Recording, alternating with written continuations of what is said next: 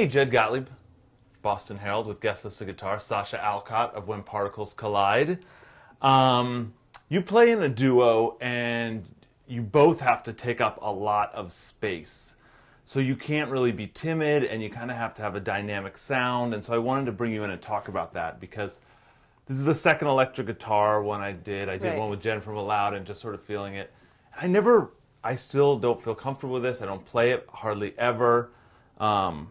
And so I don't know, what's like your first tip for just like sort of filling up the space and being loud and being, you know, asserting yourself? I guess I'll answer it two ways. For asserting yourself with guitar, I really think that starting with acoustic is really, really helpful, because in a way, if you're going to write rock songs on an acoustic guitar, you have to be assertive, and you have to, when you're digging, whatever you're doing, you have to really dig in if you're going to play power chords and you're going to try to write rock songs. And so I find that because I have written a lot of songs on acoustic guitar, I still have that same feeling of needing to attack. Like, I don't really think of, you can obviously play an acoustic guitar really like prettily and lovely and in this folk regard, but if you're like,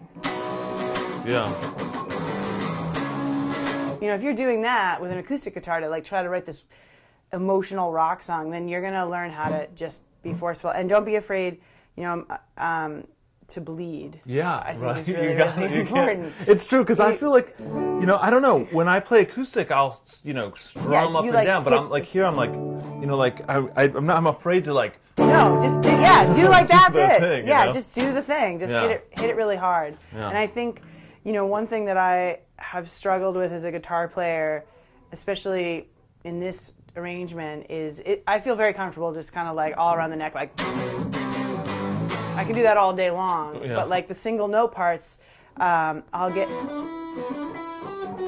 mess them up a lot, because I used to try to get really nervous, because I was like, this is the part where like it's just going to be me and Chris, no vocals, so like we're even taking away one of the other instruments, right? And then I'm taking away lots of notes. So I've just had to train myself to be purposeful with every hit. Like it's purposeful, and also to remind myself it's physical. It's like learning how to hit a baseball. I don't own any pedals. I had a pedal that came with like an amp when I first got it, and basically it was just like a pick, it was like, it was like a little overdrive or whatever, it didn't do anything really. I mean, it altered the sound, but I was like, this is when I want to sound a little louder. Yeah, but I'm gonna rip into it. Right. But you clearly know what you're doing, and you've created. You've curated something. I've curated something, and it's funny because I come from also a very like punk rock background, and when Chris and I started playing in When Particles Collide, one of our good friends pulled me aside and was like, because I had a tuner, and I had an overdrive pedal. Yeah, right. Exactly, and that was it.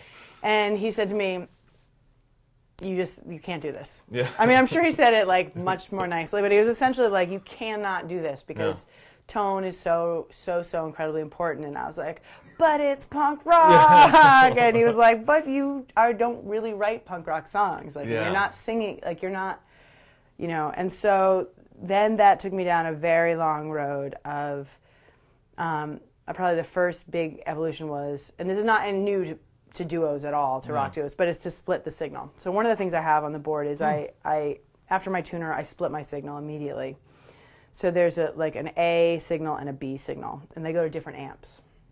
At one point in time, one of the signals went to a bass amp and the other went to a guitar amp, but now they both go to guitar amps with big speakers. And that's just so you can get sort of way more sound and more diverse sound out of the guitar? Yeah, so I can cover the low end without... When you need to? But I always have it on. Oh, you have both of them on it the whole time? All the time. Except for like, the intro to like Ego is just one. And then as soon as it's like...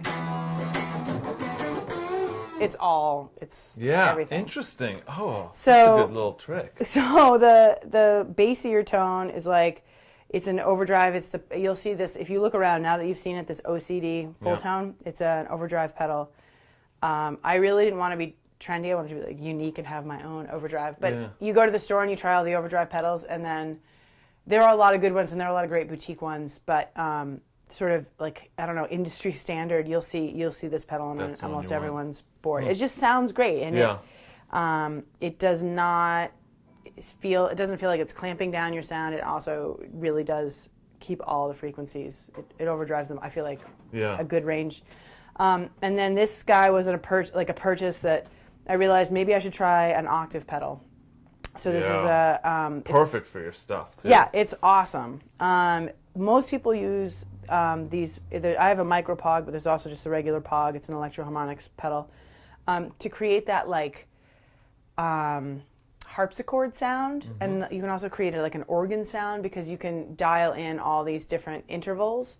This one is just the sub octave and the octave up, and I'm pretty much using it for the octave down. I throw in a little octave up just to sass it up a little bit. And then this is a nothing special pedal, but it's digital reverb. So this is one chain, the OCD, the micropog, and the verb, and that goes to 1 amp. And the other one, actually Chris found this one. I was looking for a different flavor overdrive. This is also an overdrive. It's also a delay pedal called the Golden Cello by Mad Professor.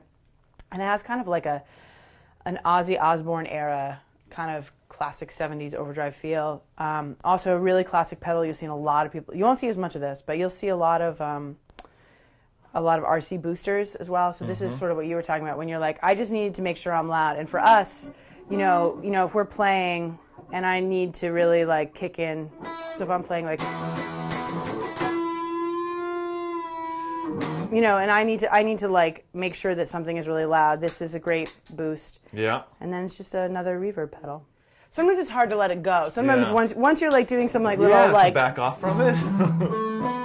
You know, and then you just want to just be like, oh yeah, now I'm playing big chords where they're really loud. But you know, it's one of those things that feels good as a player, but to an audience member, sometimes you're just like loud all the time doesn't always feel good.